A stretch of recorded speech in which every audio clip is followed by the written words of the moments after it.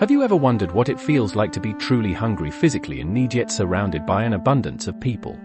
In the midst of our busy lives, where we often overlook the basic needs of one another, there's a powerful story from ancient times that invites us to reconsider not just what we possess, but how we can share it. The story of Jesus feeding the 5,000 is not just a miraculous event, it's a timeless lesson in compassion, community, and the true nature of abundance. Picture this: a vast crowd gathered on a grassy hillside beside the Sea of Galilee, eager to hear the teachings of Jesus. As the sun hung low in the sky, the crowd swelled, thousands of men, women, and children, drawn together by hope and the promise of something transformative. Yet, as the hours passed and the sun began to set, a pressing reality took hold: the people were hungry. Now let's explore this miracle. Then Jesus called his 12 disciples aside from the multitude and said, "Come with me to a quiet place, for we must rest a while." Taking a ship, they sailed away from the multitude to the other side of the sea, and went into a desert place near a mountain. But they did not find much time to rest even in this lonely spot, for soon they saw a great throng of people coming toward them. The multitude had followed from the other side of the sea. Perhaps the disciples were disappointed because the people had found them again, but Jesus looked pityingly upon the great throng, and said of them, "They are like sheep that had no shepherd. They wander about here and there hunting for their own pasture grounds." In this great throng were 5,000 men, who had come from different parts of Galilee. Some of them had brought their wives and children along, and other women had come. When they had started, they did not know they would have to go so very far to find Jesus, and many of them had brought nothing to eat. One boy, however, had not forgotten his lunch basket, and in his basket he carried 5 little loaves of barley bread and 2 small fishes. When the multitude came near, Jesus received them kindly and sat down to teach them again.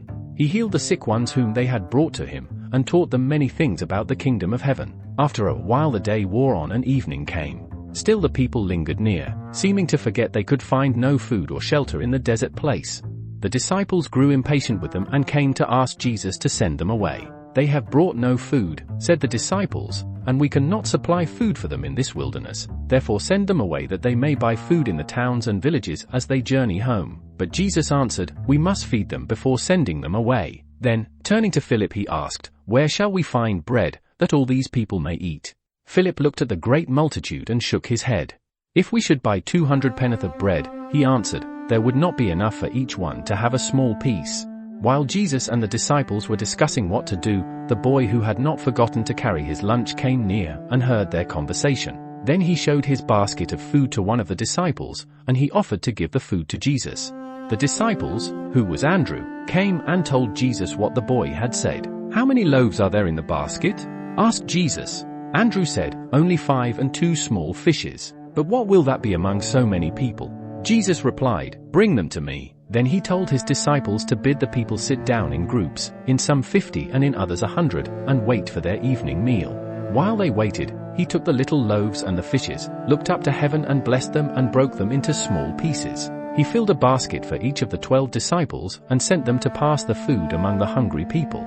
Then the disciples returned, and again he filled their empty baskets. When all the people had eaten, he sent the disciples to gather up the scraps that had been left over, and they found 12 baskets full of scraps. And everyone in the great multitude had eaten enough to satisfy his hunger. The boy who had brought the lunch basket to Jesus had all that he could eat, and he shared his little lunch with everyone in the great throng because he had let Jesus bless his offering. This unusual miracle caused much excitement among the people. They wanted Jesus to become their king instead of letting the Roman government rule them any longer.